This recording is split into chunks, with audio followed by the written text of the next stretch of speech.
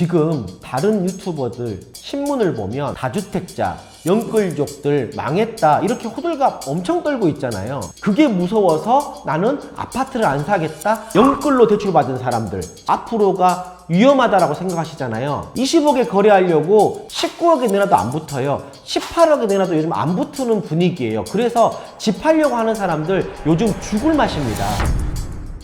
안녕하십니까. 투자를 더 잘하는 세무사 스마트입니다. 4월 1일 날 발표했던 대책이 뭐냐면 은행이 대출을 해줄 때 주택 금융 신용보증기금이라고 하는 약칭 주신보라고 하는 곳에 출연금을 내야 돼요. 무슨 말이냐? 은행도 대출을 하게 되면 어느 정도 비용을 주신보라고 하는 곳에 맡겨놓는 거죠. 그 주신보라는 곳에 맡겨두는 돈이 4월 1일부터 0.1에서 0.3% 정도까지 상승을 한다는 거예요. 그러면 극단적으로 4월달, 5월달에 대출을 받아서 아파트를 사시는 분들은 대출 금리가 올라가는 게 맞습니다. 그런데 여러분 잘 생각해 보세요. 대출금은 2억 5천부터 이 출연금이 올라가게 짜여져 있고요. 5억부터는 더 많이 올라가게 짜여져 있는데 본질을 잘 생각해 보면 우리 지금 대출을 많이 받지 못하는 상황입니다. 대출을 3억 정도 받았다라고 한다면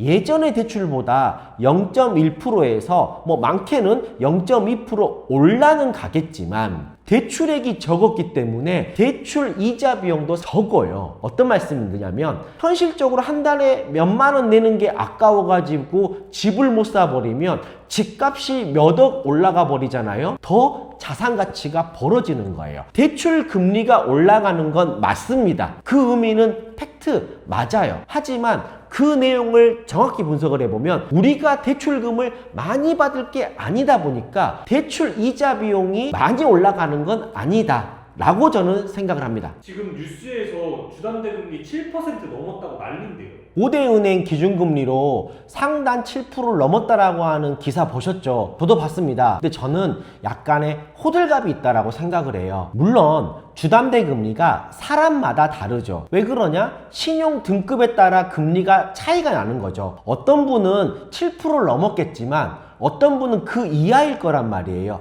평균이잖아요. 그런데 이 평균이 저는 높게 잡았다라고 생각을 해요. 제가 실제 주담대를 받고 있는 게 있는데 2년 전보다 금리가 약 0.2% 정도 상승하긴 했어요. 4년 동안에 현재 기준금리가 제일 높은 수치는 맞아요. 하지만 평균금리가 제가 지금 받고 있는 주담대가 4점 중반대예요. 그러다 보니 7%를 넘었다? 아니에요. 이게 모든 사람에게 적용되는 조건은 아닙니다. 제 고객들이나 주변에 대출을 받으신 분을 보면 보통 대부분 4에서 5%대예요. 7%를 넘으신 분들은 저는 아직까지 본 적이 없습니다. 변동금리를 쓰는 사람도 대출 규제에 해당이 되나요? 라는 질문을 많이 하시는데 네, 맞아요. 해당이 됩니다. 변동금리라는 것 자체가 은행도 어떤 곳에서 돈을 빌려오는 원가예요. 재료값인 거죠. 그 재료값이 올라가고 있다는 거예요. 식당에서 김치의 원재료인 배추가 원가가 올라가면 김치값이 올라가는 것처럼 은행도 돈을 빌려오는 원가, 배추값이 올라가니까 김치값을 올리는 거예요. 그리고 요즘에 이란 사태가 터졌잖아요. 그러다 보니까 기름값이 올라가죠. 이런 것들도 반영되는 게 바로 변동금리, 코픽스라는 거예요. 은행에서 대출 받을 때 보통 다 변동금리로 받았을 거예요. 은행의 금리는 코픽스 플러스 은행의 가상금리인데 그 변동금리가 올라가니까 요즘에 금리가 예전보다 올라가는 건 사실이에요. 그래서 변동금리를 쓰는 사람도 이번에 대출 규제에 해당이 되는 겁니다.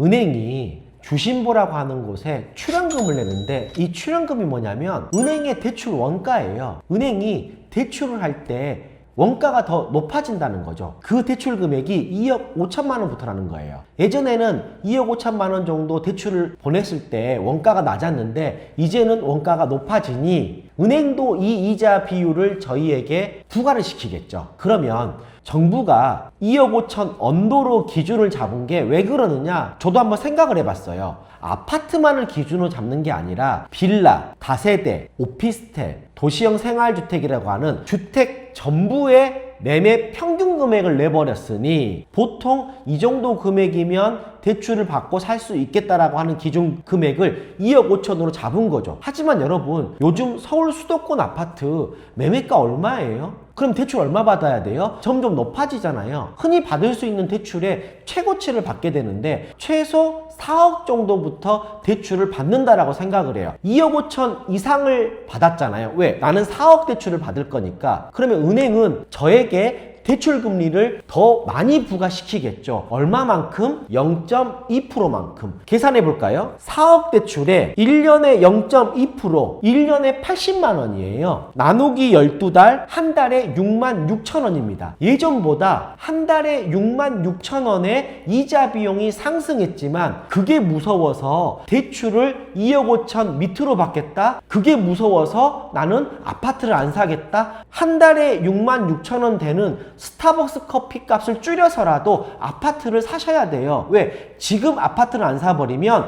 나중에 아파트 값이 1억이 더 올라가고 2억이 더 올라갈 수 있기 때문입니다. 그러면 여러분, 4월달, 5월달에 대출 금리가 올라갈 건데 대출 받으면 너무 억울하다고 생각하시는 분 있으시죠? 유튜브를 봐도 뉴스를 봐도 지금 대출 받으면 안 좋다라고 얘기를 하는데 제 생각엔 그것과 반대입니다. 4월달, 5월달에 대출 금리가 올라가는 건 맞습니다. 그건 팩트인데요. 5월 9일까지 양도세 중과를 회피하려고 매도자들, 다주택자 물건들이 나오고 있어요. 현장을 가보잖아요. 정말 매수자 우위 시장이 된 거라고 저는 생각을 해요. 그래서 여러분들이 지금 집을 살 수 있는 좋은 기회라고 생각을 하는데 내가 대출 이자 비용 한 달에 10만 원 정도가 아깝다라고 생각을 해서 아파트를 안 사버리면 정말 좋은 기회를 놓쳐버리는 꼴이 될까봐 스마트 팁 하나 드릴게요. 5월 9일날 나오는 다주택자의 물건을 5월 9일날 계약을 하면 잔금은 무주택자 기준으로 6개월 뒤에 칠 수 있죠. 4월, 5월달 대출금리가 올라간다는 거지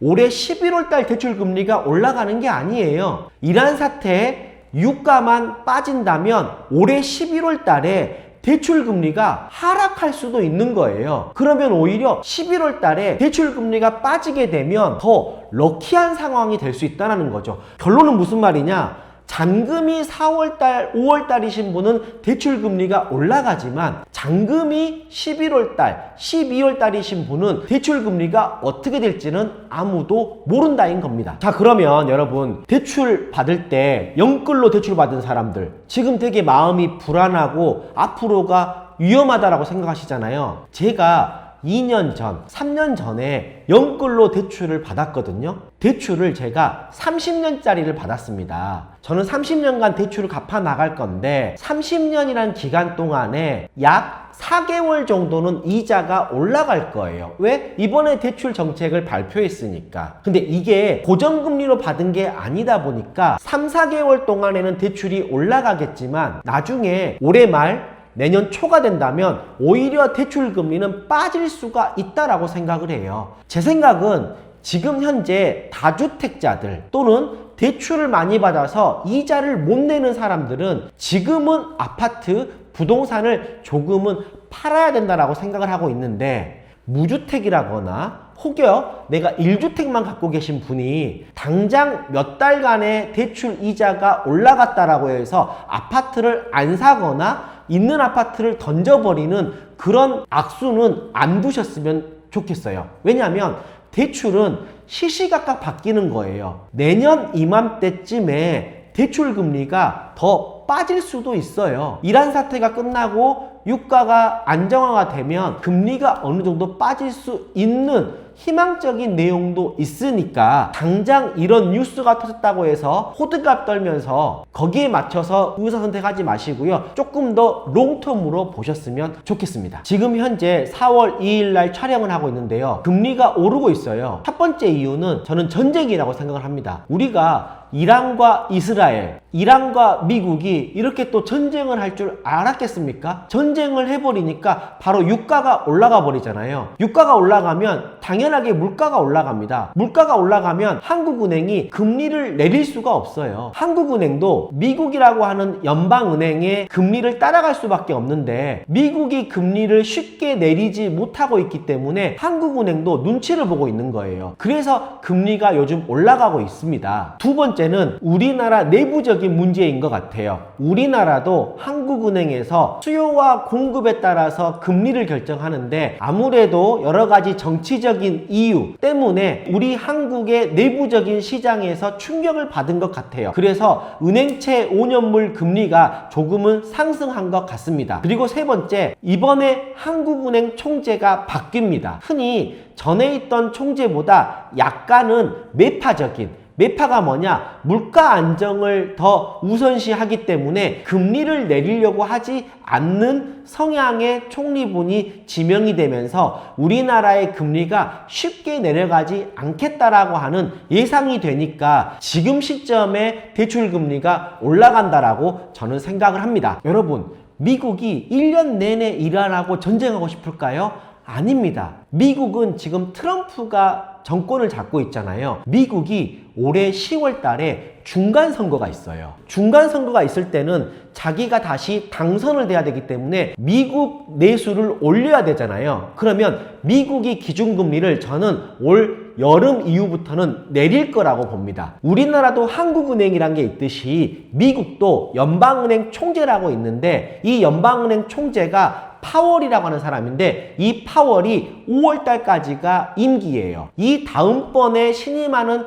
신임 총재가 트럼프가 지명하는 사람인데 이 사람이 트럼프 말을 잘 들을 거라고 생각을 해요. 10월달에 미국이 중간선거가 있으니 5월달, 6월달, 7월달부터 미국은 기준금리를 내릴 겁니다. 오직 선거만을 위한다면. 그러면 올해 하반기 때는 전쟁도 끝나고 유가도 안정되고 미국도 기준금리를 내린다면 이 효과가 저희 나라에는 내년 상반기 때 적용이 된다라고 생각을 해요. 지금은 물론 한국의 금리가 올라가지만 내년 이맘때쯤을 생각을 하면 한국의 기준금리는 조금 내려간다라고 저는 조심스럽게 말씀드립니다. 요즘에 부동산 시장 가보셨어요? 저 임장 가봤는데 진짜 부동산 매물 엄청 쌓여요. 20억에 거래하려고 내놨는데 손님이 안 붙어요. 19억에 내놔도 안 붙어요. 18억에 내놔도 요즘 안 붙는 분위기예요. 그래서 집 팔려고 하는 사람들 요즘 죽을 맛입니다. 저 현장 가봤거든요. 전 이런 걸 느꼈어요. 결국에는 부동산도 하나의 물건이잖아요. 매도자와 매수자의 니즈가 합치가 돼야 되는데 매수자가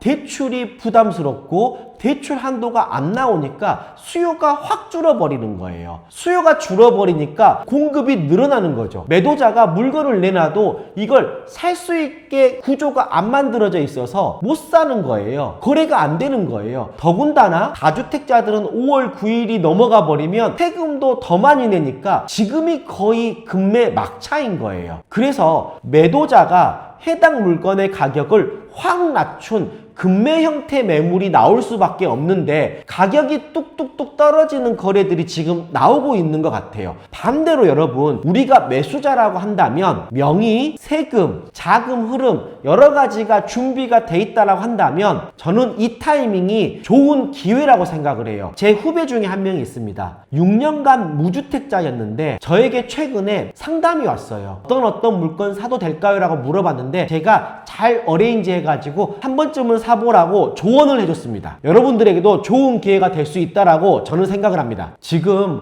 환율이 1,500을 넘어갔는데 저도 사회생활 하면서 처음 본 환율이에요. 더군다나 우리나라도 고금리로 점점 가고 있는데 어떻게 해야 될지 많이들 궁금하시죠? 금리가 올라가거나 환율이 올라가면 무작정 원화만 들고 있으시면 안 돼요. 이 돈을 부동산이라고 하는 곳에 또는 미국 주식, 해외 주식이라고 하는 곳에 또는 국내 주식이라고 하는 자산으로 파킹을 하셔야 돼요. 그냥 돈만 들고 있으면 인플레이션 때문에 돈의 가치가 줄어들게 돼 있어요. 저는 부동산에도 일부 투자하고 있고요. 코로나 이전부터 미국 주식, ETF에도 일부 투자하고 있어요. 사실 국내 주식을 제가 잘 하지는 못하는데 그래도 안정적인 우량 주식에는 일부 투자를 하고 있어요. 저는 인플레이션이라는 걸 너무나 믿고 있는 사람이기 때문에 돈을 그냥 가지고 있는 것은 별로 안 좋아해요. 어느 정도 자산에 파킹이 되면서 인플레이션을 해지할 수 있는 그런 포트폴리오를 만드시는 걸 추천해 드립니다. 부동산 관점을 보면 아무래도 무주택자라든지 1주택자 분들이 많이 있으시잖아요. 그분들은